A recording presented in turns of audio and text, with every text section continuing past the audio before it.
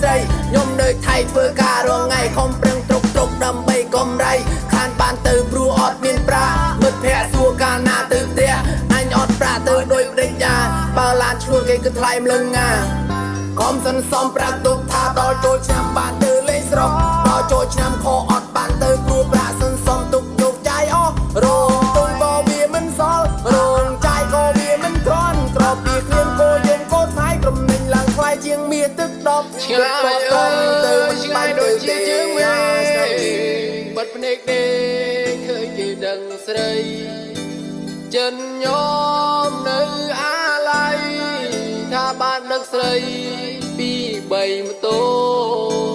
គេភ្លេចទិញឡានទិញដីខ្ញុំភ្លេចអង្គការអូដីមានលេខជាងជាទៅពាក់ធនាគារគេមកទីអត់ប្រាឲ្យគេអូដីជីវិតនៅមួយនេះពិតជាងាយរញ៉ៃទំនិញក៏ថ្លៃកម្រៃក៏បានថយ